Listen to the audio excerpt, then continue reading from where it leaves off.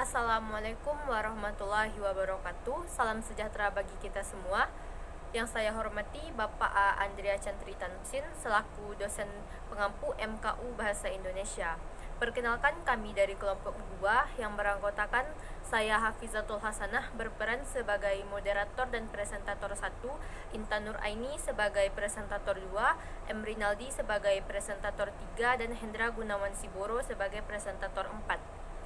Pada kesempatan kali ini, kami akan mempresentasikan materi tentang Pedoman Umum Ejaan Bahasa Indonesia. Materi ini terdiri dari 4 submateri, yaitu yang pertama, konsep dan sejarah ejaan bahasa Indonesia. Yang kedua, penggunaan huruf dan kata. Yang ketiga, penggunaan tanda baca. Yang keempat, dan penggunaan unsur serapan. Untuk materi yang pertama, yaitu konsep dan sejarah ejaan bahasa Indonesia, akan dibacakan oleh presentator 1, yaitu saya sendiri. Konsep dan sejarah ejaan bahasa Indonesia. Ejaan merupakan kaidah cara menggambarkan bunyi-bunyi atau kata, kalimat, dan lain sebagainya dalam bentuk tulisan dan penggunaan tanda baca. Ejaan memiliki sejumlah fungsi penting, yaitu yang pertama, landasan pembakuan tata bahasa. Penggunaan ejaan dalam penulisan tanda bahasa akan membuat tata bahasa yang digunakan semakin baku. Yang kedua, landasan pembakuan kosakata serta istilah tidak hanya membuat tata bahasa semakin baku, ejaan juga membuat pilihan kosakata dan istilah menjadi lebih baku. Yang ketiga, penyaring masuknya unsur bahasa lain ke bahasa Indonesia. Ejaan juga memiliki fungsi penting sebagai penyaring bahasa lain ke bahasa Indonesia, sehingga dalam penulisannya tidak akan menghilangkan makna aslinya. Terakhir, membantu pemahaman pembaca dalam mencerna informasi. Penggunaan ejaan akan membuat penulisan bahasa lebih teratur. Hal ini membuat pembaca semakin mudah dalam memahami informasi yang disampaikan secara tertulis. Sejarah ejaan bahasa Indonesia. Yang pertama ejaan Van Ophusen tahun 1901 merupakan pedoman resmi ejaan pertama yang diterbitkan pada tahun 1901. Bahasa Indonesia waktu itu masih disebut sebagai bahasa Melayu. Bisa ditebak dari namanya, ejaan ini disusun oleh orang Belanda bernama Charles A. Van Ophusen dan dibantu oleh Empu Nawawi, gelar Sultan Makmur, dan Muhammad Taib Sultan Ibrahim. Sejak tahun 1901 itulah baru timbul keseragaman ejaan untuk menuliskan bahasa Melayu. Yang kedua yaitu ejaan Suwandi tahun 1947. Ejaan ini menggantikan ejaan Van Ophusen setelah diresmikan pada tanggal 19 Maret 1947 berdasarkan Surat Keputusan Menteri Pendidikan, Pengajaran dan Kebudayaan Republik Indonesia tahun nomor 264 atau disebut sebagai ejaan Suwandi karena penyusunnya adalah Mr. Raden Suwandi yang waktu itu menjabat sebagai Menteri Pendidikan. Yang ketiga, ejaan pembaharuan tahun 1954.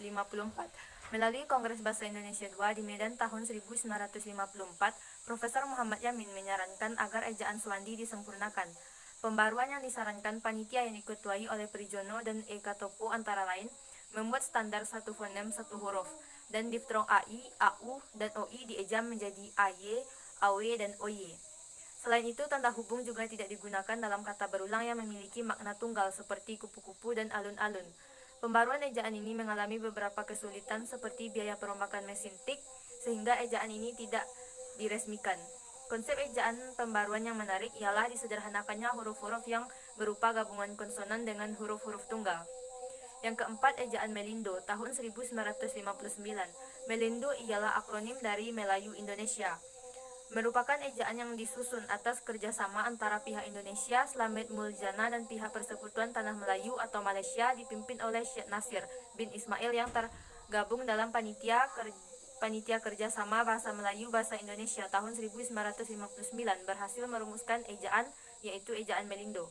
Awalnya ejaan Melindo dimaksudkan untuk menyeragamkan ejaan yang digunakan di kedua negara tersebut. Namun karena pada masa itu terjadi ketegangan politik antara Indonesia dan Malaysia, ejaan itu pun akhirnya gagal diresmikan. Yang kelima yaitu ejaan LBK, Lembaga Bahasa dan Kesusastraan.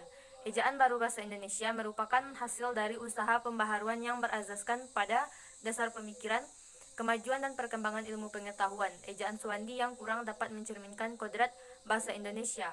Ejaan ini merupakan lanjutan dari rintisan panitia ejaan Melindo. Pelaksanaannya pun terdiri dari panitia ejaan LBK, Lembaga Bahasa dan Kesusastraan, sekarang bernama Pusat Pembinaan dan Pengembangan Bahasa. Juga dari Panitia Ejaan Bahasa Melayu yang berhasil merumuskan ejaan yang disebut ejaan baru. Ejaan yang terakhir yaitu ejaan yang disempurnakan. Ejaan bahasa Indonesia yang disempurnakan adalah sistem ejaan bahasa Indonesia yang didasarkan pada keputusan Presiden nomor 57 tahun 1972 yang diresmikan pada tanggal 16 Agustus 1972 oleh Presiden Republik Indonesia. Pedoman ejaan bahasa Indonesia disebut pedoman umum karena dasarnya hanya mengatur hal-hal yang bersifat umum. Namun, ada hal-hal lain yang bersifat khusus yang belum diatur dalam pedoman ini, yang disesuaikan dengan bertitik tolak pada pedoman umum itu. Ejaan yang disempurnakan merupakan hasil penyempurnaan dari beberapa ejaan yang disusun sebelumnya, terutama ejaan Republik yang dipadukan pula dengan konsep-konsep ejaan pembaharuan, ejaan Melindo, dan ejaan baru. Yang diatur dalam ejaan bahasa yang disempurnakan yaitu pemakaian huruf termasuk huruf kapital dan huruf miring, penggunaan penulisan kata, penulisan tanda baca, penulisan singkatan dan akronim, penulisan angka dan lambang bilangan, penulisan unsur serapan. Kelebihan ejaan yang disempurnakan yakni dapat dipertanggungjawabkan dari sudut ilmu ejaan umum. Aturan penulisan kata, huruf dan tanda tanya jauh lebih tegas. Ya, terima kasih. Itulah pembacaan materi yang pertama dari presentator 1 yaitu saya. Selanjutnya pembacaan materi tentang penggunaan huruf dan kata yang akan dibacakan oleh presentator 2 yaitu Intan Nuraini. Kepada Intan Nuraini dipersilahkan. Assalamualaikum warahmatullahi wabarakatuh. Perkenalkan, nama saya Intan Nuraini. Di sini saya akan melanjutkan pembacaan dari materi selanjutnya, yaitu mengenai penulisan dan pemakaian huruf dan kata. Yang pertama itu ada pemakaian huruf, yang terdiri atas huruf abjad, huruf vokal, huruf konsonan, huruf diftong, dan huruf gabungan dari huruf konsonan. Selanjutnya itu ada penulisan huruf. Yang pertama itu terdiri dari huruf kapital, di mana pemakaian huruf kapital itu terdapat pada huruf pertama pada kata awal, huruf pertama petikan langsung, huruf pertama dalam kata dan ungkapan yang berhubungan dengan agama, huruf pertama nama gelar kehormatan, huruf pertama nama unsur jabatan, huruf pertama unsur-unsur nama orang, huruf pertama nama bangsa, suku bangsa, dan bahasa, dan sebagainya.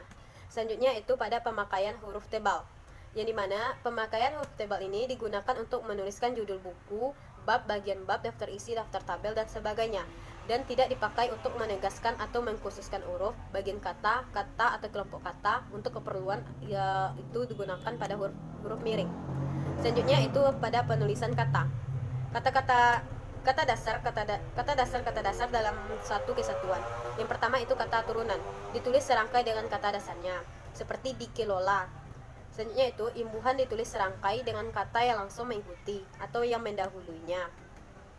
Selanjutnya itu gabungan kata, ditulis terpisah antar unsurnya, seperti duta besar kambing hitam. Dan selanjutnya itu dapat ditulis dengan tanda hubung untuk menegaskan pertalian di antara unsur yang bersangkutan. Selanjutnya itu ada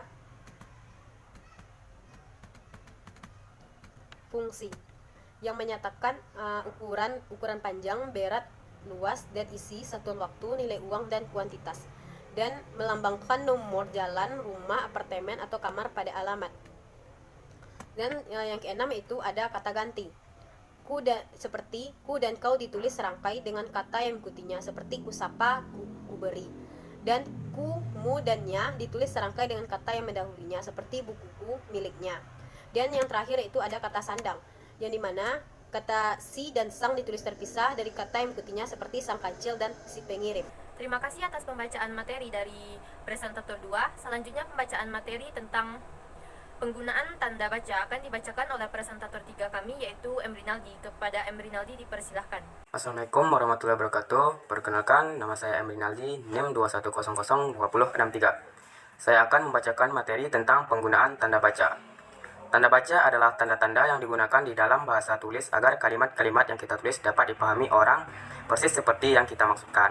Tanda baca dapat membantu pembaca untuk memahami makna tulisan dengan tepat. Tanda baca sangat penting dalam penulisan. Yaitu selanjutnya jenis-jenis dan aturan penggunaan tanda baca. 1. Tanda titik. Tanda titik dipakai pada akhir kalimat pernyataan. Tanda titik dipakai di belakang angka atau huruf dalam suatu bagan, ikhtisar atau daftar. 2. Yaitu tanda koma. Tanda koma dipakai di antara unsur-unsur dalam suatu pemerincian atau pembilangan. Tanda koma dipakai sebelum kata penghubung seperti tetapi, melainkan, dan sedangkan dalam kalimat majemuk dalam kurung setara. Nomor 3. Tanda titik koma. Tanda titik koma dapat dipakai sebagai pengganti kata penghubung untuk memisahkan kalimat setara yang satu dari kalimat setara yang lain di dalam kalimat majemuk. Nomor 4, tanda titik dua. Tanda titik dua dipakai pada akhir suatu pernyataan lengkap yang diikuti pengrincian atau penjelasan. Nomor 5, tanda hubung. Tanda hubung dipakai untuk menandai bagian kata yang terpenggal oleh pergantian baris. Tanda hubung juga dipakai untuk menghubungkan unsur kata ulang. Nomor 6, tanda pisah. Tanda pisah dapat dipakai untuk membatasi penyisipan kata atau kalimat yang memberi penjelasan di luar bangunan kalimat. Nomor 7, tanda tanya. Tanda tanya dipakai pada akhir kalimat tanya. Tanda tanya dipakai dalam tanda kurung untuk menyatakan bagian kalimat yang disangsikan atau yang kurang dapat dibuktikan kebenarannya. Selanjutnya nomor 8 yaitu tanda seru. Tanda seru dipakai untuk mengakhiri ungkapan atau pernyataan yang berupa seruan atau perintah yang menggambarkan kesungguhan dan ketidakpercayaan atau emosi yang kuat. Nomor 9, tanda elipsis. Tanda elipsis dipakai untuk menunjukkan bahwa dalam suatu kalimat atau kutipan ada bagian yang dihilangkan. Baiklah, itulah tadi beberapa materi tentang penggunaan tanda baca. Jika ada salah dalam penyampaian, saya minta maaf. Sekian, terima kasih. Assalamualaikum warahmatullahi wabarakatuh. Terima kasih atas pembacaan materi yang ketiga dari presentator 3 kami. Selanjutnya, pembacaan materi yang keempat, yaitu penggunaan unsur serapan, akan disampaikan oleh presentator 4 kami, yaitu Hendra Gunawan Siboro. Kepada Hendra Gunawan Siboro dipersilahkan. Baiklah, saya akan menjelaskan tentang penulisan unsur serapan. Beberapa cara proses penyerapannya yaitu, yang pertama, adaptasi. Unsur serapan satu ini terbentuk karena terjadinya proses adaptasi yang dilakukan bahasa Indonesia dengan bahasa asing. Kebanyakan kata serapan yang disesuaikan akan memiliki arti yang sama dengan sebelumnya. Contohnya maksimal, yang merupakan kata serapan dari maksimal menggunakan X. Yang kedua, kreasi. Secara garis besar, proses kreasi ini menggunakan sistem terjemahan untuk melakukan serapannya. Misalnya, ketika terdapat dua kata asing yang terdiri dari dua kata atau lebih, maka unsur serapannya bisa saja berbentuk satu kata. Contohnya, spare part yang berubah menjadi suku cadang. Yang ketiga, penerjemah. Sesuai dengan namanya, penulisan unsur serapan ini menggunakan konsep arti dari bahasa asing itu sendiri. Setelah diartikan, bahan tersebut akan disesuaikan dengan kaidah penulisan Indonesia. Contohnya, uji coba yang diambil dari bahasa asing yaitu try out. Yang keempat, adopsi. Proses adopsi akan menyerap bahasa asing untuk disusun kembali dalam bahasa Indonesia dengan cara mengambil keseluruhan arti, namun penulisannya seringkali berbeda. Misalnya, kata sembahyang dalam bahasa Indonesia menjadi sholat dalam bahasa Arab. Selanjutnya yaitu peraturan pada unsur serapan. Pertama, kata-kata yang sudah sepenuhnya diserap ke dalam bahasa Indonesia, kata-kata ini sudah lazim dieja secara Indonesia, sehingga sudah tidak ada dirasakan lagi kehadiran sebagai kata serapan. Misalnya kata sabar, sirsak, iklan, perlu, hadir, badan, waktu, dan lain-lain. Yang kedua, kata-kata yang masih asing tetapi digunakan dalam konteks bahasa Indonesia. Ejaan pengucapannya masih mengikuti cara asing. Contohnya shuttlecock, knockout, time out, check-in, dan lain-lain. Yang ketiga, dalam kelompok ini termasuk kata-kata yang dipertahankan keasingannya karena sifat internasionalnya seperti musik, andate, moderate, dan adagio. Terima kasih atas penyampaian materi dari presentator 4. Mungkin hanya sekian penyampaian materi dari kelompok kami. Jika terdapat kesalahan, kami mohon maaf. Saya sudahi dengan Assalamualaikum warahmatullahi wabarakatuh.